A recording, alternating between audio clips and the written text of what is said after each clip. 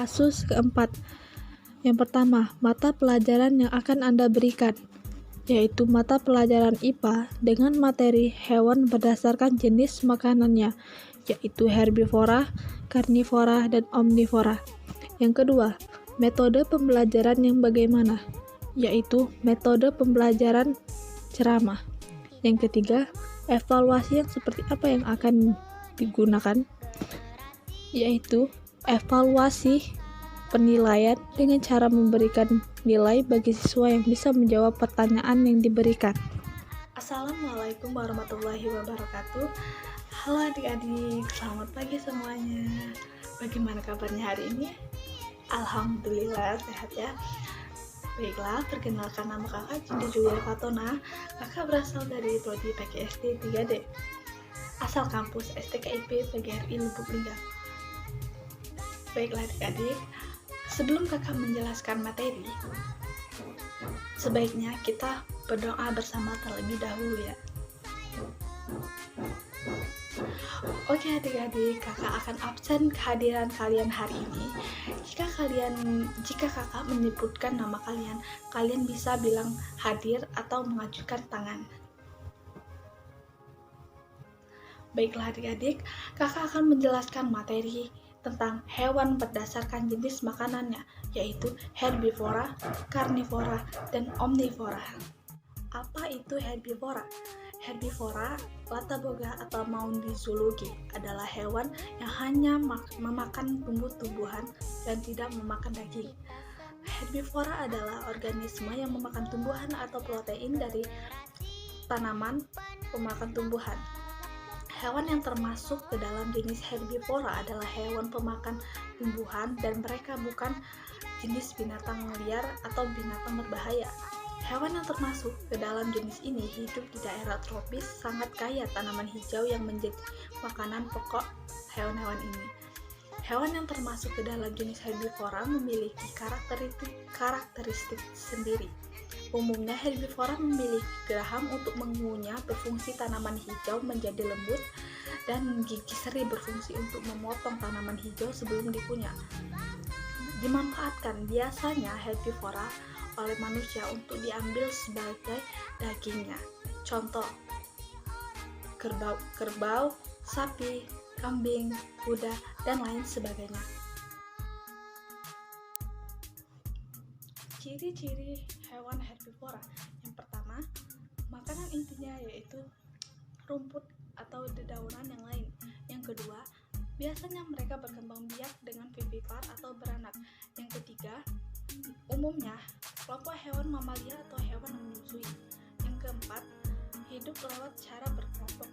Yang kelima, beberapa hewan herbivora hidup di darat karena sumber makanan mereka ada di darat.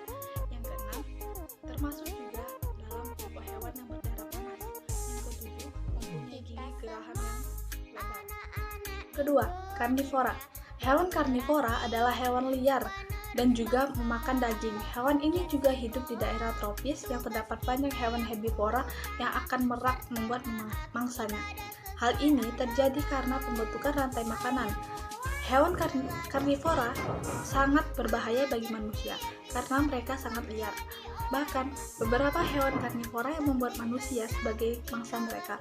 Karnivora memiliki karakteristik yang berbeda dari hewan herbivora. Karnivora memiliki taring dan cakar. Kedua hal ini sangat berguna untuk karnivora. Taring berfungsi untuk merobek daging dari mangsa mereka, dan sedangkan cakar untuk mencengkram dari mangsa mereka.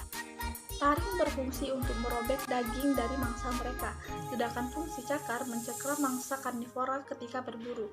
Contoh karnivora yaitu singa, harimau, buaya, dan hewan liar lainnya. Ciri-ciri hewan karnivora. Yang pertama yaitu memiliki kuku atau cakar yang tajam. Yang kedua, memiliki gigi taring yang berperan untuk merobek daging. Yang ketiga, memiliki kecepatan lari yang menarik supaya bisa mengejar serta memburu mangsanya. Yang keempat, bila burung memiliki paruh yang tajam. Yang kelima, memiliki racun atau dapat untuk melemahkan mangsa korbannya. Yang ketiga, omnivora. Apa itu omnivora? Omnivora atau sarwaboga adalah spesies yang memakan tumbuhan dan hewan sebagai sumber makanan pula, atau disebut juga dengan hewan makan segalanya, baik itu tumbuhan maupun daging. Contohnya monyet. Monyet adalah salah satu hewan omnivora karena sumber makanannya berasal dari hewan dan tumbuhan. Makanan monyet adalah biji-bijian, buah-buahan, kacang-kacangan, hewan-hewan kecil, dan serangga. Yang kedua, beruang. Beruang adalah hewan omnivora yang memakan apa saja di hutan. Beruang memakan bermacam-macam jenis buah dan tanaman hutan hujan tropis, termasuk juga memakan tunas tanaman jenis palem. Selain itu, mereka juga memakan madu, serangga, burung, dan binatang kecil lainnya. Adapun contoh lainnya yaitu seperti gorila, orangutan, musang, luwak atau disebut dengan luwak, babi, burung flamingo, dan lain sebagainya. Ciri-ciri hewan omnivora. Yang pertama, menelan tumbuhan serta daging. Yang kedua, mempunyai pencernaan yang kompleks. Yang ketiga, mempunyai gigi yang tajam di bagian depan. Yang keempat, mempunyai gigi yang datar di bagian belakang. Baiklah adik-adik, dari materi yang sudah kakak jelaskan tadi, apakah adik-adik sudah paham semua? Jika adik-adik belum paham, silakan bertanya kepada kakak. Baiklah, jika tidak ada yang ingin ditanyakan, kakak akan memberikan pertanyaan kepada kalian mengenai materi yang sudah kakak jelaskan tadi. Jika adik-adik bisa menjawab atau ingin menjawabnya, silakan ajukan tangan atau bisa bilang saya kak. Oke, jika jawaban adik-adik benar, maka kakak akan memberikan nilai 100 kepada kalian. Baiklah, kakak akan mulai pertanyaannya. Yang pertama, sebutkan ciri-ciri hewan herbivora. Saya kak. Yang pertama, makanan intinya yaitu rumput atau daun yang lain. 2.